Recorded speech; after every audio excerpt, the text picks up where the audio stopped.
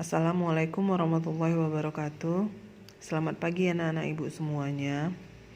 Ibu berharap kalian selalu sehat, tetap semangat, dan selalu dalam perlindungan Allah Subhanahu wa Ta'ala. Nah, sebelum memulai video pembelajaran kali ini, ibu ingin mengucapkan terima kasih kepada anak-anak ibu yang telah mengirimkan tugasnya baik ke Google Classroom PPKN maupun ke link sekolah. Tingkatkan terus semangatnya untuk menyelesaikan tugas dari ibu ya nak ya, untuk tahap 3 ini. Nah, jadi di video pembelajaran kali ini ibu akan melanjutkan materi yang sudah ibu berikan pada video sebelumnya. Kita masih berada pada bab 6, yaitu memperkokoh persatuan dan kesatuan bangsa dalam Negara Kesatuan Republik Indonesia NKRI. Nah, kalau minggu lalu kita membahas subbab yang pertama, yaitu makna persatuan dan kesatuan bangsa. Kali ini kita akan membahas mengenai kehidupan bernegara dalam konsep NKRI, Negara Kesatuan Republik Indonesia. Nah, kehidupan bernegara dalam konsep NKRI. Nah, pertama sekali kita bahas dulu konsep NKRI menurut Undang-Undang Dasar Negara Republik Indonesia tahun 1945. Nah, konsep NKRI terdapat dalam pasal-pasal yang ada di dalam Undang-Undang Dasar Negara Republik Indonesia tahun 1945, yaitu pasal 1 ayat 1, pasal 18 ayat 1, pasal 18B ayat 2, pasal 25A, pasal 37 ayat 5, dan selain itu juga terdapat dalam pembukaan Undang-Undang Dasar 1945 alinea keempat, ya. Jadi wujud negara kesatuan Republik Indonesia menurut pasal 1 ayat 1 dikatakan bahwa negara Indonesia ialah negara kesatuan yang berbentuk republik. Nah, ini adalah pasal yang dirumuskan di awal kemerdekaan Indonesia. Jadi ini merupakan naskah asli dari Undang-Undang Dasar tahun 1945 yang dirumuskan oleh Panitia Persiapan Kemerdekaan Indonesia. Jadi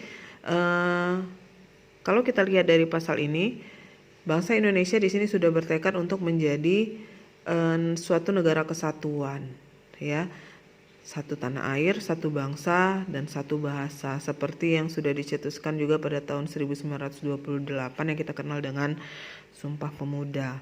Nah, wujud negara kesatuan Republik Indonesia semakin kuat setelah dilakukan perubahan Undang-Undang Dasar Negara Republik Indonesia tahun 1945. Nah, perubahan ini dimulai dari adanya TAP MPR yang salah satunya dengan tidak boleh mengubah pembukaan Undang-Undang Dasar Negara Republik Indonesia tahun 1945 dan mempertahankan Negara Kesatuan Republik Indonesia sebagai bentuk final negara bagi bangsa Indonesia. Nah, kesepakatan untuk tetap mempertahankan bentuk negara kesatuan ini didasari atas pertimbangan bahwa negara kesatuan ini adalah konsep yang paling cocok untuk negara kita yang majemuk. Nah, yang majemuk di sini karena kita memiliki berbagai suku, agama, ras, dan antar golongan. Nah, jadi dapat kita simpulkan bahwa konsep NKRI menurut Undang-Undang Dasar Negara Republik Indonesia tahun 1945 adalah bahwa negara Indonesia itu adalah negara kesatuan berbentuk republik. Wilayahnya merupakan kesatuan dari ribuan pulau yang terletak di antara Samudra Pasifik dan Samudra Hindia serta di antara benua Asia dan benua Australia. Nah, dalam kehidupan bernegara dalam konsep NKRI ini, selain konsep NKRI, kita juga akan membahas mengenai keunggulan Negara Kesatuan Republik Indonesia. Nah, tadi kita sudah mengatakan bahwa Indonesia adalah negara kesatuan dari ribuan pulau. Jadi negara Indonesia adalah negara kepulauan. Buktinya bahwa negara Indonesia adalah negara kepulauan itu adalah bahwa Indonesia memiliki pulau-pulau besar maupun pulau-pulau kecil yang tersebar di wilayah Indonesia yang mencapai ribuan pulau yang terletak di persimpangan dunia, yaitu di antara dua samudra dan dua benua yang seperti kita sebutkan tadi, dan kita juga terletak di garis khatulistiwa. Nah, jadi sekalipun wilayah Indonesia meliputi pulau-pulau, hal ini tidak menjadikan bangsa Indonesia itu adalah bangsa yang tercerai berai ya. Namun keadaan ini justru menjadi perekat untuk meningkatkan rasa persatuan dan kesatuan bangsa. Jadi walaupun Indonesia dari kehidupannya kita lihat mendiami pulau-pulau yang menjadikan bangsa Indonesia ini tinggal menyebar di seluruh wilayah Indonesia, tapi Indonesia ini dengan keanekaragaman penduduknya justru menjadi suatu kekayaan. Jadi sekalipun secara nyata Indonesia terdiri dari berbagai keanekaragaman penduduk yang tersebar di pulau itu, jadi merupakan potensi ataupun menjadi kebanggaan karena di sini Indonesia tidak mudah tercerai-berai karena perbedaan tersebut. Nah, hal ini menjadi suatu kebanggaan tersendiri bagi bangsa Indonesia ya.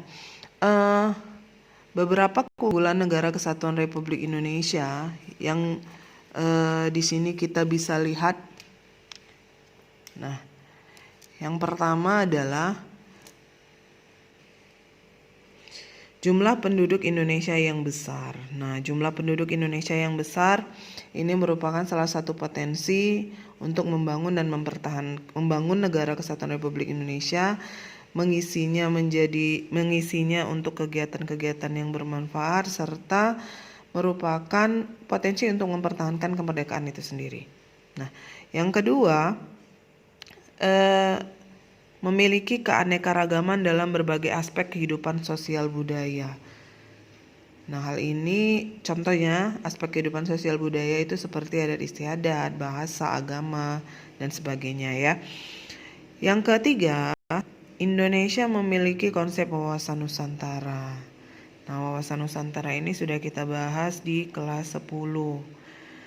Nah, yang keempat, adanya semangat Sumpah Pemuda. Yang kelima, memiliki tata krama atau krama tamahan. Keenam, letak wilayah yang strategis, yaitu berada pada persimpangan dunia, terletak antara dua samudra dan dua benua. Kemudian keindahan alam yang sudah tidak diragukan lagi. Kemudian memiliki salah satu keajaiban dunia, yaitu Candi Borobudur. Wilayah yang luas, tanah yang subur, dan Indonesia juga kaya akan sumber daya alam. Nah, selain keunggulan-keunggulan ini, Indonesia juga memiliki hal yang dapat dibanggakan. Diantaranya adalah Indonesia menjadi tuan rumah dalam konferensi Asia Afrika, ini dalam dunia internasional. Kemudian Indonesia juga pernah menjadi tuan rumah KTT non-blok pada tahun 1992. Oke. Demikianlah video pembelajaran kali ini. Ibu akan memberikan tugas, dan Ibu harap kalian akan mengerjakannya. Silakan kirim tugas kalian ke link sekolah untuk tugas tahap 3 dan juga kirim ke Google Classroom PPKN kelas masing-masing. Nah, tetap semangat, tetap jaga kesehatan. Sering ataupun rajin cuci tangan dengan sabun. Jangan keluar rumah kalau tidak ada kepentingan yang mendesak. Kalaupun harus keluar rumah, tetap jaga keamanan diri, yaitu pakai masker, kemudian jaga jarak atau physical distancing ataupun social distancing, yaitu dengan tidak berkerumun. Nah, Assalamualaikum warahmatullahi wabarakatuh. Selamat pagi.